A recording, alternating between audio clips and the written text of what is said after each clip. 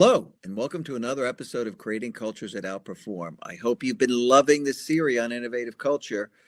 We're actually going to do a really fun episode today because we've got 18 episodes in total on this series. We're all the way at episode 13, Fail Fast, Often, and Cheap. And I'm here with my amazing co host, Terry Mays, certified culture engineer. If you don't know me by now, I'm Frank Wander, the founder and CEO of People Productive. And, you know, learning that failure is a positive, that it's a learning experience, and that if you want to have an innovative culture, you've got to actually embrace the notion of failure. And you want to fail fast, often, and cheap. We went through in the prior episode idea evaluation, idea capture, evaluation, and funding. And so, what you're really doing is you're funding things so they can go into this experimental phase where you fail fast, often, and cheap. This is where so much of the learning takes place. This is where you're able to identify if an idea is actually valuable, feasible, and desirable, which is what innovation is. And you'll find out if it really is feasible to do on a big scale. So this type of learning is super important. Every company needs processes to do this. You need to embrace people who are able to actually work in a very agile manner, do things fast. You want to build tools and infrastructure to support this type of environment where people can do that. And you want to encourage experimentation, and certainly stuff related to where you're going, because we've been through this whole series. You're really trying to energize people and inspire them to be creative. You've got a strategy, you have certain things you're working on as an organization. And this is very important. So you want to be able to, fail fast, often, and cheap. That's key to success. What do you think, Tara? Yes, you absolutely want to have some environments, protected environments where people can fail and not be held against them. But failure, typically we see failure as a bad thing. We're hardwired to avoid failure at all costs. We don't want to make a mistake. But in the case of innovation, failure is learning. You're learning what's not working. I love that great quote. I think it was Thomas Edison's quote about not fail. He didn't fail. He just found 10,000 ways that didn't work. So Right. that's It's how the you right have to see attitude. it. Yeah, you have to see failure as just another stepping stone into understanding what will work. So you learn a lot of things when you fail, you learn a lot of things if you take the time to do a postmortem on the failure. So you've got to take time and really look at what failed, why it failed, and how can you improve the next time so that you're not just failing and in this vicious cycle of failure. We're not talking about that kind of failure. We're talking about learning and growing and analyzing the failures and the mistakes that were made.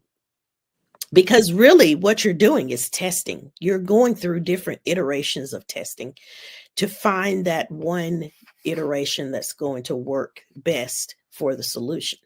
So you're not really failing. You're really just doing trial and error. And you're going through these multiple iterations to figure out what's the best option.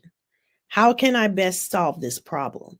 And so you're taking all these ideas that you've collected in your idea management system, and you're starting to take the ones that you feel are ready to go to the next step and really use that as an opportunity to grow and to learn and not see it as, oh, we just wasted money.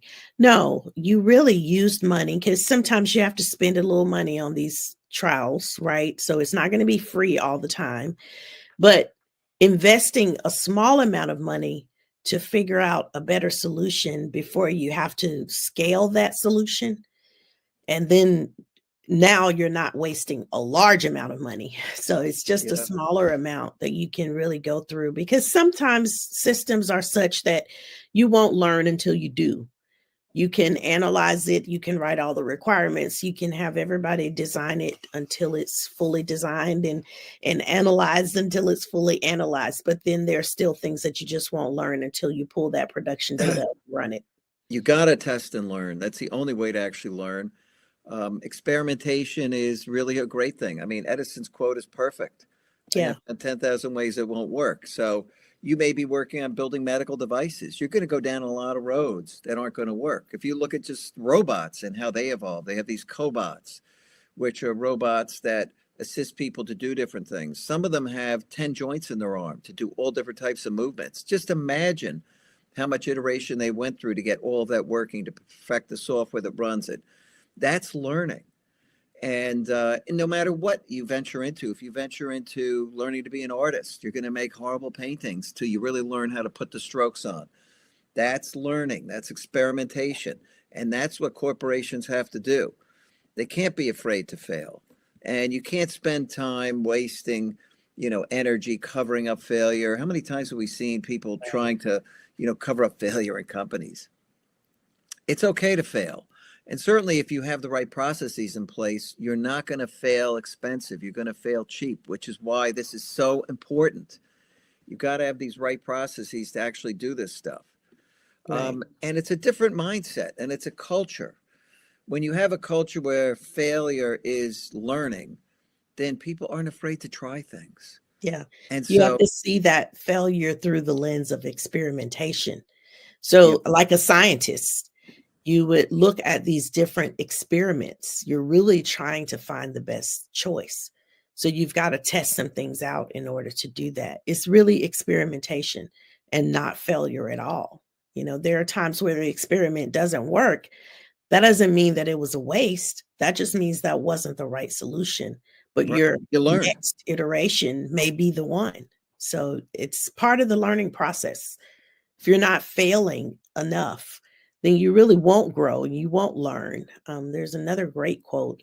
I don't know if you've put that one up already, but Oh, if this one you're here? not, yeah, don't be afraid to fail. Don't waste energy trying to cover up failure. Learn from your failures and go on to the next challenge. It's okay to fail. If you're not failing, you're not growing.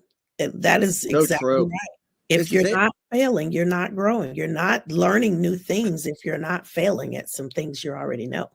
God, I mean, how many times did my programs fail when I was learning to be a programmer? And I learned a lot every time.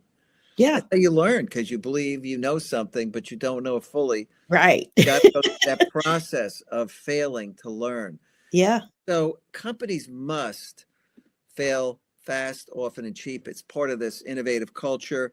We're heading to a time where continuous innovation, which is our next episode, is the end goal of every company. You've got to build these continuously innovative cultures.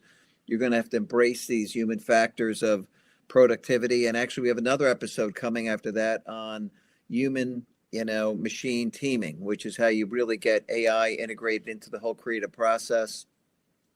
It's episode 15. We'll be talking about that. But there's just so many things companies have to do. And when you look at it, we're in this situation where 45% of CEOs believe their company won't be viable in 10 years. They're absolutely right. They're stuck right. with these broken cultures. They can't innovate much at all. They can't move fast. They're not agile. They're Yeah. not resilient. They're Everything's much too broken. sluggish. It takes too long to get decisions made, takes too long to get approvals. It's just too sluggish of an organization to be agile. They're doomed. They're the dinosaurs. I wrote about it in my book, Transforming IT Culture, right in the front, that this is changing. We're heading into this era defined by human creativity, intelligence. The human infrastructures, everything in these companies, the companies that don't embrace the human factors of leadership and productivity, human factors of innovation, they're done. They're going away. There's no question in my mind. They are the dinosaurs. They're not going to be around. Somebody's going to come along who's much faster, who's innovating continuously, and they're going to break from the pack. And they're going to get so far ahead that they're not going to be able to catch them. And I think a lot of these companies get broken up into something smaller that can move faster, because the dinosaurs got replaced by mammals that were much smaller. And that's probably what's going to happen to these behemoths. They're just not going to be able to make it. But this is an important series. I am so glad you're tuning in and joining us. So we're moving on in the next episode to continuous innovation. We'll be here next Wednesday at 3 o'clock for that. Very important. That's an end goal that you want to get to as an innovative culture. Very, very important. But we're here every Wednesday at 3, and we love the fact you're joining us and enjoying this series. So thank you for coming.